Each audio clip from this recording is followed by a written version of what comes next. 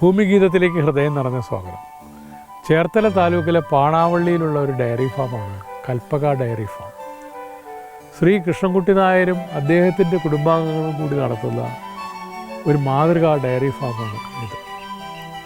ഏതാണ്ട് 2 ഡസനിലധികം പശുക്കളാണ് ഇപ്പോഴവിടെ ഉള്ളത്. പശുക്കളെല്ലാം വളരെ ആരോഗ്യമായിട്ട് നിൽക്കുന്നു. പാലുൽപാദനവും നല്ല രീതിയിൽ നടക്കുന്നുണ്ട്. അവരും തികച്ച് സംതൃപ്തരാണ്. ഡയറി ഫാമും അതിനോട് ചേർന്ന പ്രവർത്തനങ്ങളും വികസിച്ചു കൊണ്ടിരിക്കുകയുമാണ്. പശുക്കൾ മാത്രമല്ല, കുറേ ആടുകളും താറാവും കോഴിയും അങ്ങനെ ഒട്ടനവധി ജീവികൾ ആ ഡയറി ഫാമിനോട് ചേർന്ന് ജീവിക്കുന്നുണ്ട്. മാത്രമല്ല, പച്ചക്കറി കൃഷിയും ഫലവൃക്ഷങ്ങളുടെ കൃഷിയും ഒക്കെ ഉൾപ്പെടുന്ന നല്ലൊരു ചുറ്റുപാടാണ് അവിടുത്തെ മുഴുവൻ ദൃശ്യങ്ങളും കാണിക്കാൻ കഴിഞ്ഞില്ലെങ്കിലും കുറേ അധികം ദൃശ്യങ്ങൾ ഞങ്ങൾ ഈ ആഴ്ചയിൽ കാണിക്കുകയാണ്. ഏവർക്കും സ്വാഗതം.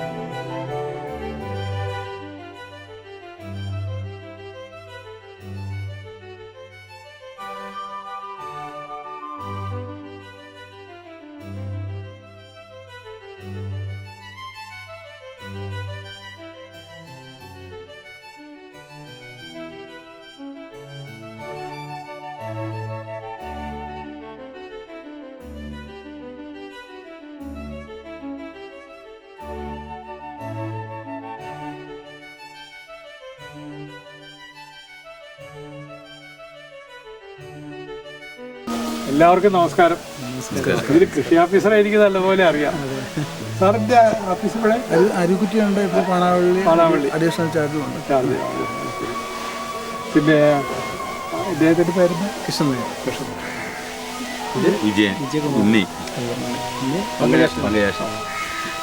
ഞാൻ കേട്ടോ നിങ്ങളൊക്കെ ഒരു കുടുംബക്കാരാണ്, ഒരു ഫാമിലിയാണ്. ഞങ്ങളെല്ലാവരും കൂടിയാണ് നടത്തണേ. ഇപ്പൊ എത്ര പശു വരെ ആയിട്ടുണ്ട്? ഇപ്പൊ 30 പശു വരെ ആയി. പക്ഷെ ഇപ്പൊ ഞങ്ങളൊരു 4-5 പശു വിറ്റു പോയിട്ട് ഇപ്പൊ 22-24 പശു ഉള്ളു. ഇപ്പൊ മാറ്റിയെടുക്കണം. ഇനി മാറ്റിക്കൊണ്ടിരിക്കുകയാണ്. പാല് തീരുന്നതനുസരിച്ച് പുതിയ പശു കൊടുത്തിട്ട് പുതിയ പശു എടുക്കും. അങ്ങനെ ഇപ്പൊ ഈ കുളമ്പതിയിലായിരിക്കും ഇപ്പൊ എടുക്കാനൊരു മടി. അതെ അല്ലെ, ഇപ്പോഴത്തെ ഈ പ്രശ്നം നിൽക്കുന്നുണ്ടാണ്. അതെ അതെ, അത് സൂക്ഷിക്കണം. അതുകൊണ്ട് ഞങ്ങൾ എടുക്കാറില്ല. ഞങ്ങൾ ഒരിക്കൽ എടുത്തിട്ട് ഞങ്ങൾ അവിടെ പുറത്ത് നിർത്തിയിട്ട് പിന്നെ ഒരാഴ്ച കഴിഞ്ഞ് കൊണ്ടുവന്നു. അപ്പോൾ അത് കഴിഞ്ഞപ്പോഴത്തേക്ക് പിന്നെ ഞങ്ങൾ മനസ്സിലാക്കി എങ്ങനെയാണെന്ന് വെച്ച് കഴിഞ്ഞാൽ ഞങ്ങൾക്ക് കിട്ടിയ നിർദ്ദേശം അങ്ങനെയാണ്. ഇനി പശുവിനെ എടുക്കണമെന്നുണ്ടെങ്കിൽ ഈ ഒരു സംസ്ഥാനത്തെല്ലാം കുളമ്പുരമൊക്കെ ഒരു നോർമലായിട്ട് കൃഷി ഓഫീസർ കൂടെ ഉള്ളത്. അതെ.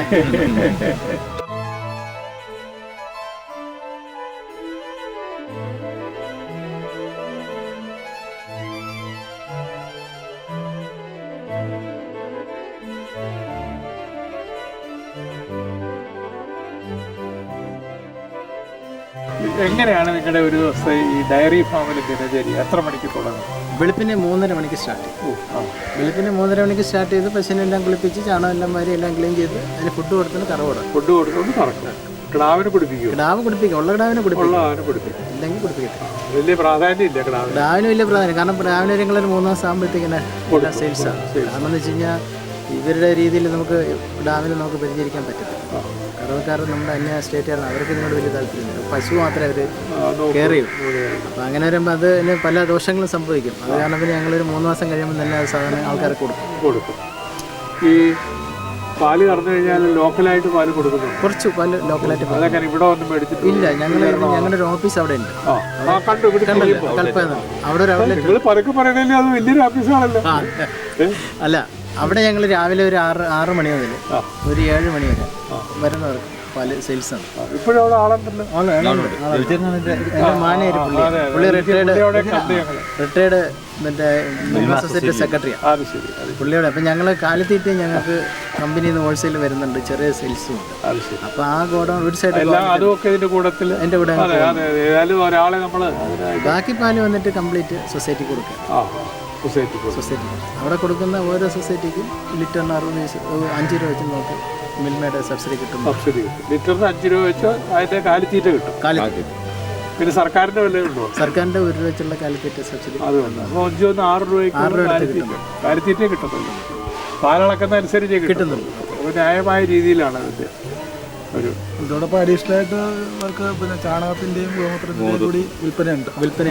അപ്പോൾ ഇപ്പം കർഷകർ കൂടുതലും ജൈവമാർഗത്തിലൂടെയുള്ള കൃഷിയായതുകൊണ്ട് ഈ ചാണകത്തിനും ഗോമൂത്രത്തിനും നല്ല ആവശ്യമുണ്ട്. ആലപ്പുഴയൊക്കെ വലിയ അടിയാണ് ചാണകത്തിന്. അപ്പോൾ അതിപ്പോൾ നമുക്ക് അവർക്ക് തരി പോലും ഇല്ലാതെ ചിലവാകും. അപ്പോൾ ഒരു ദിവസം ഒരു പിന്നെ ചാണകം തന്നെ ഒരു 10,000 കിലോളം ചാണകം ഉണ്ടാകും. പച്ച പിന്നെ പച്ചയായിട്ടും കൊടുക്കും, ഉണങ്ങിയും കൊടുക്കും. പച്ച കൊട്ടയായിട്ടും മറ്റേത് ഉണക്കി ചാക്ക് കണക്കിനാണ് കൊടുക്കുക. ഒരു ചാക്ക് ചാണകത്തിന് 100 രൂപ. അതൊരു വരുമാന മാർഗമാണ്. പച്ച ചാണകമാണെങ്കിൽ ഒരു കൊട്ടയ്ക്ക് 6 രൂപ. ഈ ഗോമൂത്രം എടുക്കുന്നുണ്ട്, ഓർഡർ അനുസരിച്ച് എടുക്കുന്നുണ്ട്. അത് ചില മെഡിസിൻ കമ്പനികൾ എടുക്കുന്നുണ്ട്. അവർക്ക് ശുദ്ധമായിട്ട് തറ വീഴാത്ത രീതിയിൽ ഞങ്ങൾ സേവ്. ഞങ്ങൾ വൈക്കത്തോടെടുത്ത് ചെന്നപ്പോഴേ ഒരു വലിയ പ്രീഷ്യസ് ആയിട്ടാണ് ഗോമൂത്രം കളക്ട് ചെയ്യുന്നത്. അതെ.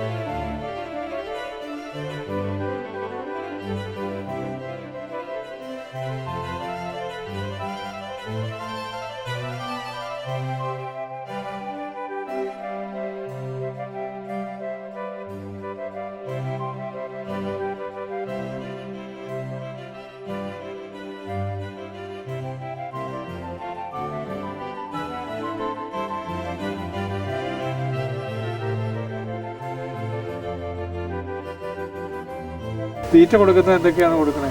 തീറ്റ കൊടുക്കുന്നത് ഇപ്പം നമ്മൾ കറവയ്ക്ക് മുമ്പാണ് കൊടുക്കുന്നത്. കറയ്ക്ക് മുമ്പ് തീറ്റ കൊടുക്കും. ഇതിപ്പോൾ എന്തൊക്കെയാണ്? ഇതിപ്പോൾ കൊടുത്തിരിക്കുന്നത് പിന്നെ തവിട്, ഗോതമ്പിൻ്റെ തവിട്. പിന്നെ അത് കഴിഞ്ഞിട്ട് സോയാബീൻ്റെ തവിട്. ഇതാണോ? അതെ, ഇതാണ് സോയാബീൻ്റെ തവിട്. സോയാബീൻ്റെ തവിടാണ്. ഇത് എവിടെ നിന്ന് കിട്ടും? ഇത് തമിഴ്നാട്ടിൽ നിന്ന് വരുന്നത്. കമ്പനിക്കാരൻ തരുന്നുണ്ട്. ഇവിടുത്തെ മാർക്കറ്റിൽ സാധാരണ ഇല്ല. നമ്മുടെ ഇവിടെ മാർക്കറ്റിൽ ഇല്ല. ഇതിപ്പോൾ അവർ നമുക്ക് ടെസ്റ്റ് ഡോസ് ആയിട്ട് തന്നതാണ്. അവരിപ്പോൾ നമ്മുടെ കാലിത്തീറ്റ ശാന്തി എന്ന് പറഞ്ഞ ഫീഡ്സിന് എടുത്തിട്ടുണ്ട്. അവരുടെ കമ്പനിക്കാരുടെ പ്രൊഡക്ഷനാണ്. ഇപ്പോൾ ശാന്തിയുടെ ഇത് മിൽമയുടെ സബ്സിഡി കാലിത്തീറ്റ. ഇത് നല്ല സൂപ്പർ കാലിത്തീറ്റ. ഇതുപോലെ മിൽമയുടെ കാലിത്തീറ്റ കിട്ടാൻ സോഴ്സ് ഉണ്ടായിരുന്നാൽ നമുക്ക് വേറെ ഒന്നും അനുഭവിക്കേണ്ട കാര്യമില്ല. ഗോതമ്പിൻ്റെ തവിട്, സോയാബീൻ്റെ തവിട്, ഇത് മൂന്നുമാണ് രാവിലെ.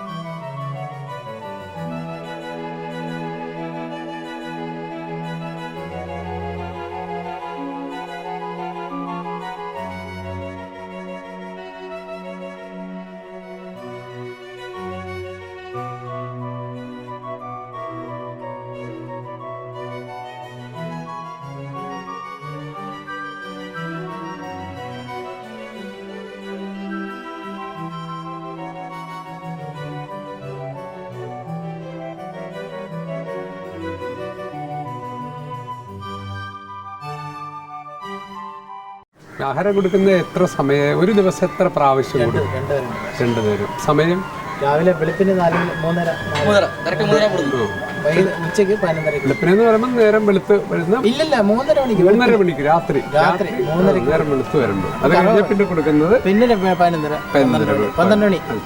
അത് അതിന് കറവയ്ക്ക് തൊട്ട് മുമ്പ് 2 പ്രാവശ്യമാണ് കറക്കുന്നത്. 2 പ്രാവശ്യം തീറ്റ.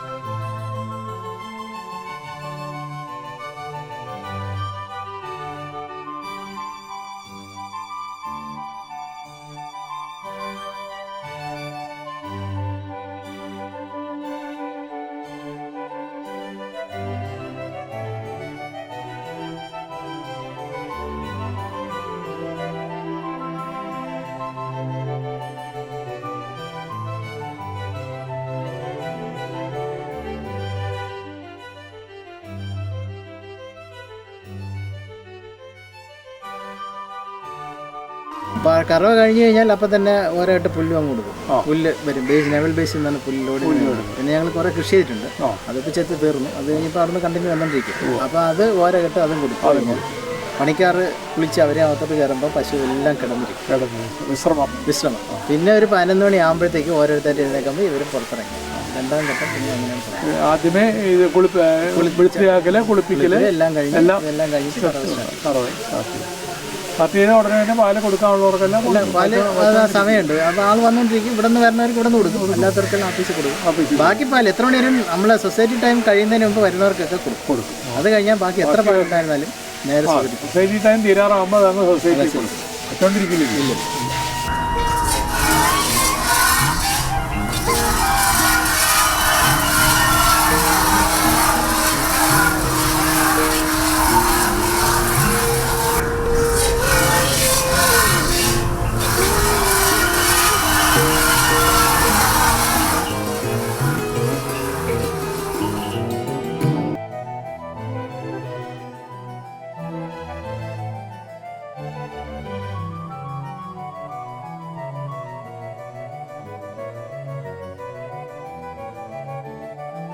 ഇവിടെ നമുക്ക് 2 ഇനം പശുക്കളാണല്ലോ, HF ജേഴ്സിയും.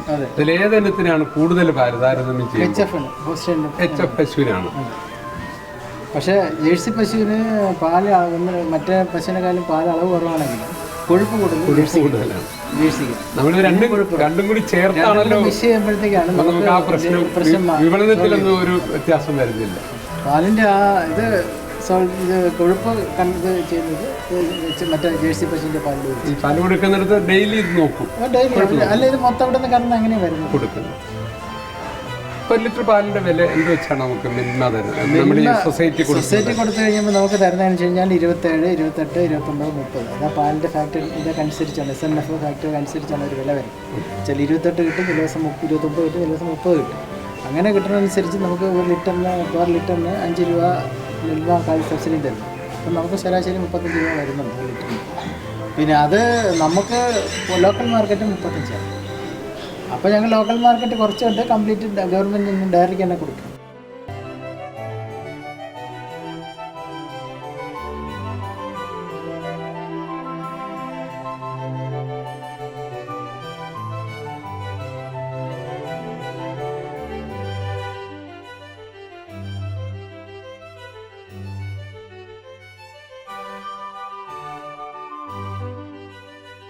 ക്രോസ് പശുക്കളായതുകൊണ്ട് ചൂടിൻ്റെ ഒരു പ്രശ്നമാണ്. ആ ചൂടിനെ നമ്മൾ പ്രതിരോധിക്കുന്ന ഇപ്പോൾ അവർ ഇതിനകത്ത് മിസ്റ്റ് സജ്ജീകരിച്ചിട്ടുണ്ട്. അപ്പോൾ ഒരു 10-11 മണിയാകുമ്പോഴത്തേക്കും മിസ്റ്റ് ഓൺ ചെയ്ത് കൊടുക്കുമ്പോഴത്തേക്കും പശുക്കൾക്ക് അത് വളരെ ആശ്വാസമാണ്.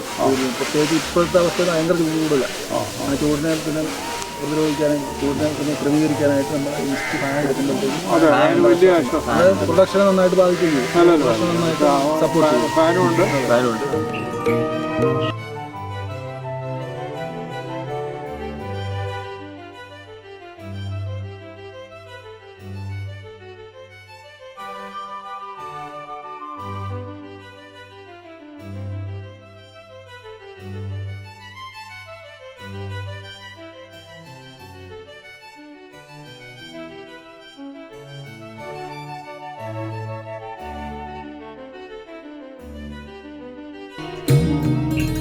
ഗോപകുമാർ സാറിന് പ്രത്യേക അഭിനന്ദനങ്ങൾ.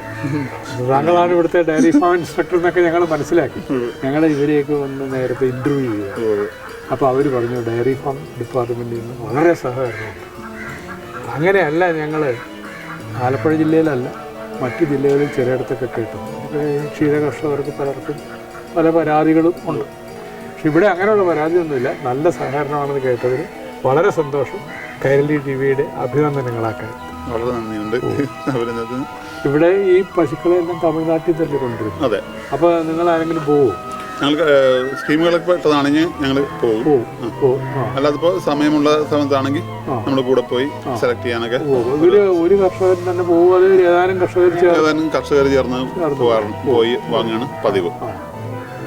അപ്പം എല്ലാവരുടെയും പരിചയം പങ്കുവെച്ച് നല്ല പശുക്കളെ നോക്കി സെലക്ട് ചെയ്തെടുക്കാൻ നമുക്ക് സാധിക്കാറുണ്ട്. ഒരുമിച്ച് പോകുന്നത് വഴി തൃപ്തിക്ക് അതാണ്. അപ്പം ആ ഒരു ഇതിലാണ്. അപ്പം നമുക്ക് കാണുമ്പോൾ തന്നെ അറിയാം നമ്മൾ ഇവിടെ കിട്ടുന്നതിനേക്കാൾ വളരെ ഗുണമേന്മയുള്ള പശുക്കളാണ് നമ്മൾ സെലക്ട് ചെയ്ത് കൊണ്ടുവരുന്നത്. അതിപ്പോൾ നമുക്ക് കാണുമ്പോൾ തന്നെ നമുക്കൊരു ഐഡിയ കിട്ടും. അറിയാൻ പറ്റും. ഈ അവിടെ നിന്നുള്ള പശുക്കളെ ഇവിടെ കൊണ്ടുവന്ന് വളർത്തുമ്പോൾ പ്രത്യേക പ്രോബ്ലംസ് ഇങ്ങനെ വരുന്നുണ്ട്. നമ്മൾ പ്രധാന കാര്യം എന്ന് വെച്ചാൽ ആ തീറ്റക്രമം മാറുമ്പോൾ ഉള്ള ചെറിയൊരു വ്യത്യാസം മാത്രം ഉണ്ടാവും. ആദ്യം നമ്മളുടെ തീറ്റയായിട്ട് അത് ശീലിച്ച് പൊരുത്തപ്പെട്ട് കഴിഞ്ഞാൽ 1 മാസത്തിനുള്ളിൽ തന്നെ ഈ പശുക്കൾ പൂർണ്ണ ഉൽപാദന ക്ഷമത കൈവരിക്കുകയും നമുക്ക് പരമാവധി പാലുൽപാദനം ലഭ്യമാകുകയും ചെയ്യുന്നുണ്ട്. അവിടെ എങ്ങനെയാണ് നിങ്ങൾ നിർത്തിയിരിക്കുന്നത്? ഇതുപോലെ തൊഴുത്തിലൊക്കെയാണോ? അവിടെ ഫാമായിട്ടും ചെയ്യുന്നുണ്ട്, ഓപ്പൺ എയറിലും നന്നായിട്ട് ചെയ്യുന്നുണ്ട്. പക്ഷെ അവിടെ ഈ പശുക്കൾക്ക് ഇതുപോലെ അസുഖങ്ങളൊക്കെ വളരെ കുറവാണ്. പക്ഷെ പ്രധാന കാര്യം വെച്ചാൽ അവർ നാടൻ തീറ്റക്രമമാണ് അവർ പ്രയോഗിക്കുന്നത്. ഈ കൃത്രിമ കാലിത്തീറ്റ എന്നതിനുപരി നാടൻ ചോളം, കൃഷി ഉള്ളതുകൊണ്ട് ആ ഒരു നാടൻ തീറ്റക്രമം പശുക്കളുടെ ആരോഗ്യത്തെ വളരെ നല്ല രീതിയിൽ സ്വാധീനിക്കുന്നുണ്ട്. അപ്പോൾ ഒരുമാതിരിപ്പെട്ട രോഗങ്ങളിൽ അവർ ഓപ്പൺ എയർ തന്നെ ഇല്ല. കാരണം ആ വെയിലും കൊണ്ട് തണുപ്പും കൊണ്ട് എല്ലാ പ്രകൃതിയിൽ യോജിച്ച ഒരു പ്രശ്നവും രോഗങ്ങളും ഒന്നും ഉണ്ടാകുന്നില്ല. കാരണം പ്രകൃതിയായിട്ട് ആ ഇണങ്ങി ചേർന്നുള്ള ഒരു ജീവിതശൈലിയാണ് ആ പശുക്കൾക്ക് അവിടെയുള്ളത്. നേരെ മറിച്ച് നമ്മളിവിടെ കൊണ്ടുവന്ന് തൊഴുത്തിൽ അടച്ചു കൂട്ടി കെട്ടി വരുമ്പോഴാണ് ഈ ഓരോ അസുഖങ്ങളും. ഉണ്ട് ഇവിടെ നല്ല വളരെ ശാസ്ത്രീയ രീതിയിൽ തന്നെയാണ് ചെയ്യുന്നത്. എന്നാലും പല സാധാരണ കർഷകരും ആ ശരിയായ പരിപാലന രീതി പ്രയോഗിക്കുന്നില്ല. അതാണ് ഓരോ അസുഖങ്ങളും ഇങ്ങനെ പൊട്ടിപ്പുറപ്പെടാനുള്ള ഒരു പ്രധാന കാരണം. പക്ഷെ നല്ല രീതിയിൽ ചെയ്യുന്നവർക്ക് ഇപ്പം ഇവിടെ ആ ഒരു പ്രശ്നങ്ങളും അസുഖങ്ങളൊന്നും ഹാപ്പിയാണ് വരുന്നില്ല. കാരണം ശരിയായ ശാസ്ത്രീയ രീതിയിലുള്ള ആ പരിപാലന മുറകൾ ഇവർ അനുവർത്തിക്കും. പശു അല്ലാണ്ട് കൂട്ടുകെട്ട് അനുസരിച്ച് ഞങ്ങളിപ്പോൾ താറാവ് ഫസ്റ്റിലെ താറാവ് 50 മേടിച്ചു. അത് കഴിഞ്ഞ് 250 മേടിച്ചു. ഇപ്പം 300 താറാവുണ്ട്. 300 താറാവുണ്ട്.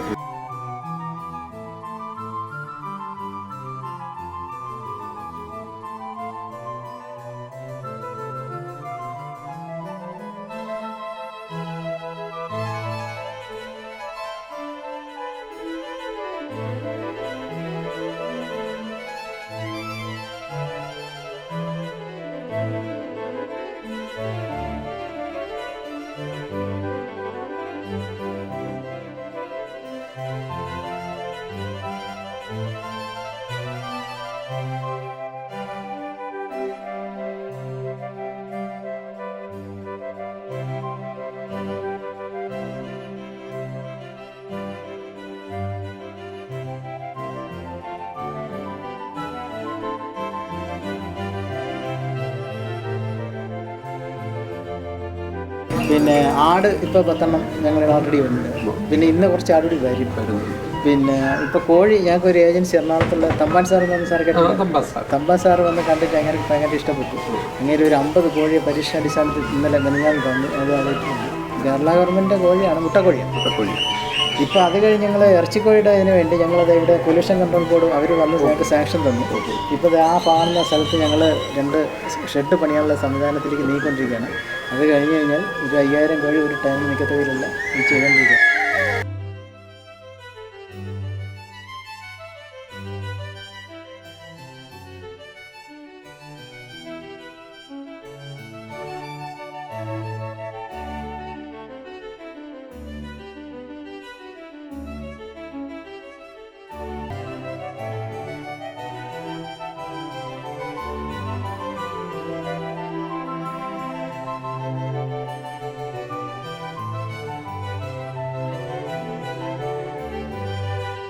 ഇത് ഈ കറവ തീരാറാവുന്നതിന് മുമ്പ് ഇത് ഇളകുമല്ലോ. അപ്പൊ ഇവിടെ ചേർപ്പിച്ച് ചെന പിടിപ്പിക്കാറുണ്ടോ? കുത്തിവെച്ച് അതായത് കുത്തിവെക്കും. കുത്തിവെച്ച് ഒരു 3 കുത്തിവെപ്പ് ഞങ്ങൾ നോക്കും. 3-4 കുത്തിവെപ്പ് നോക്കിയതിന് ശേഷം മാത്രമേ സെയിൽസ് ചെയ്യൂ. ചെന പിടിക്കുന്നതിന് ഇവിടെ നിർത്തും. ചെന പിടിച്ചിപ്പോൾ 3 പശുക്ക് ചെനകളാണ്. ചെനയുള്ളതിനെ അങ്ങ് നിർത്തും. കാരണം 7 മാസം വരെ കറക്കണം. 7 മാസം വരെ കറക്കും. അത് ചോദിക്കാൻ പോകായിരുന്നു, എത്ര മാസം വരെ കറക്കും? 7 മാസം വരെ കറക്കും. ഈ ഇതിലെ ഒരു ദിവസം നല്ല പശുവിന് എത്ര പാല് നമുക്ക് തുടക്കത്തിൽ കിട്ടും? ഞങ്ങൾക്ക് ഒരു 15 ലിറ്റർ ഒരു നേരമാണ്, 2 നേരം? ഒരു നേരം 15-നും 20-25 ഇടയ്ക്ക് കിട്ടുന്ന പശുക്കളുണ്ട്. വൈകുന്നേരം ഒരു 8 ലിറ്റർ പാല്. വൈകുന്നേരം നമ്മൾ കാലത്ത് ഇറങ്ങുമ്പോൾ നേരെ പോയി. അങ്ങനെ എത്ര നാളത്തെ കറവ കിട്ടും? ഒരു 3-4 മാസത്തെ നല്ല കറവ കിട്ടും. അത് കഴിഞ്ഞിട്ട് പിന്നെ ചെനയ്ക്ക് ബഹളം വെച്ച് കഴിഞ്ഞാൽ ശരിക്കും ഓരോ വർഷത്തിൽ തന്നെ മൂന്നാം മാസം കുത്തിവെക്കണമെന്നാണ് പറയുന്നത്. 3 മാസം കുത്തിവെച്ച് കഴിഞ്ഞാൽ 1 വർഷത്തിനൊക്കെ ഓരോ കുത്തിവെച്ച് കിട്ടും. അപ്പം പശുവിനും കുഴപ്പമില്ല. 7 മാസം നമുക്ക് കറക്കാം. കുത്തിവെച്ച് വീണ്ടും ഒരു 7 മാസം വരെ കറക്കാമല്ലോ. അപ്പോൾ 10 മാസം നമുക്ക് ടൈം കിട്ടും. 2 മാസം പിന്നെ പ്രശ്നം വരുന്നു. കൊടുക്കാനുള്ളതിനെ നമ്മൾ ഇവിടെ അവർ വരുമോ? ആളിവിടെ വരും, ആരെങ്കിലും താമസമില്ല. അതൊക്കെ ആൾക്കാർ ഓടി വരും. നമ്മുടെ നാട്ടിൽ തന്നെ കൊടുക്കുന്നത് നമ്മുടെ നാട്ടുകാർ തന്നെ എടുത്തിട്ടുണ്ട്. എല്ലാം മറ്റേ ഇവർ തന്നെ കൊണ്ടുപോകുന്നതാണ്. എല്ലാവരും പറ്റില്ല. പിന്നെ സാധാരണ ജനങ്ങൾ വന്ന് അവർക്ക് ഇഷ്ടപ്പെട്ട അവർ കൊണ്ടുപോകും. ഈ പൊതുജനങ്ങളുടെ അറിവിലേക്ക് ഞാൻ ചോദിക്കുന്നത്, ഒരു ദിവസം നല്ല പശുവിന് രാവിലെ ഒരു 15-20 ലിറ്റർ പാല് കിട്ടുന്ന ഒരു പശുവിന്, ഒറ്റ പശുവിന് എന്ത് വില ഇപ്പോൾ ഇവിടെ വരുമ്പോഴാണ്? ഇവിടെ ഞങ്ങൾക്കിവിടെ വരുമ്പോൾ 40-45 രൂപ റേഞ്ച് വരും. ഉദ്ദേശം 1 ലക്ഷം രൂപ താഴെ വരും. പക്ഷെ ഇവിടെ നമ്മുടെ നാട്ടിലാണെങ്കിൽ ആ പശുവിന് ഒരു 50-60 ഇടയ്ക്ക് നമ്മൾ വിൽക്കുകയാണെങ്കിലും വാങ്ങുകയാണെങ്കിലും ഞങ്ങൾ ഈ ഇടയ്ക്ക് പശുവിന് എടുക്കാൻ ഷാർട്ടിന് ഇവിടെ അടുത്തെവിടെന്നെങ്കിലൊക്കെ എടുക്കുമ്പോഴത്തേക്കും അവിടെ ചെല്ലുമ്പോൾ നമുക്ക് 1 ലിറ്ററിന് 4500 രൂപ വെച്ചാണ് നമുക്ക് പശുവിന് തരുന്നത്. അപ്പോൾ 10 ലിറ്റർ പശു ഇല്ല, നമ്മുടെ കേരളത്തിൽ ചേർത്തലയിൽ നിന്ന്. അപ്പോൾ അത് അങ്ങനെ എടുക്കുമ്പോൾ തന്നെ ഒരു 10 ലിറ്റർ പാല് ഇറക്കുന്ന ഒരു പശുവിന് 45,000 രൂപ വില വരും. അപ്പം നമുക്ക് ഇതിനേക്കാൾ ലാഭം തമിഴ്നാട്ടിൽ തമിഴ്നാട്ടിലാകുമ്പോൾ ലിറ്ററിന് എത്ര രൂപ? 2 രൂപ ലിറ്ററിന് 2 രൂപ 2,500 രൂപ കൂടുതൽ വരും. ഇപ്പൊ കൂടിയിട്ടുണ്ട്. കാരണം എന്ന് വെച്ച് കഴിഞ്ഞാൽ നമ്മുടെ ആൾക്കാരെ തള്ളിക്കയറ്റാൻ ഒരുപാട് എടുക്കാൻ ചെല്ലുന്നുണ്ട്, അവര് കയറ്റുന്നതാണ്. എന്നാലും അപ്പോൾ വിലയിൽ വലിയ വ്യത്യാസമുണ്ട്. പിന്നെ ഇവിടെ കൊണ്ടുവരുമ്പോൾ നമുക്ക് ശരാശരി ഒരു 40 രൂപ കൂടുതലൊന്നും വരുന്നില്ല. അപ്പോൾ 41-42 വരുമ്പോഴത്തേക്കും നമുക്ക് ഈ പറഞ്ഞ പശുവൊക്കെ പിന്നെ ഗ്രൂപ്പായിട്ട് പോയി കുറച്ചധികം എണ്ണത്തിന് ഒന്നിച്ചല്ലേ? ഞങ്ങൾ 5 എണ്ണം 10 എണ്ണം ചെറിയ വെച്ചിട്ടുണ്ട്. ഞങ്ങൾ കാറുമായിട്ട് നടക്കുമ്പോൾ നല്ലൊരങ്ങ് പോകും. നിങ്ങൾക്ക് ഇവരൊക്കെ ആയിട്ട് നല്ല ബന്ധമുണ്ട്. ഞങ്ങൾക്ക് അവിടെ ഇപ്പം ഞങ്ങൾക്ക് ആൾക്കാർ ബന്ധമുണ്ട്. ഞങ്ങളിവിടെ കറവ ഏറ്റിരിക്കുന്നത്. അപ്പോൾ ഇദ്ദേഹം എന്നോട് പറഞ്ഞിട്ടുണ്ട് കേട്ടോ, ഇത് 100 പശു ആക്കുള്ളൂ. അപ്പോൾ ഞാൻ വീട്ടിൽ വരും.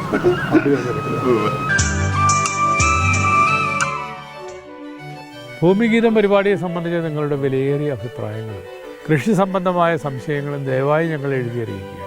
ഞങ്ങളുടെ മേൽവിലാസം ഭൂമിഗീതം, കൈരളി TV, കൈരളി ടവേഴ്സ്, പാളയം, തിരുവനന്തപുരം. ഭൂമിഗീതത്തിൻ്റെ ഈ ഉപാഖ്യാനം ഇന്നിവിടെ അവസാനിക്കുകയാണ്. അടുത്തയാഴ്ച വീണ്ടും കാണാം. നന്ദി.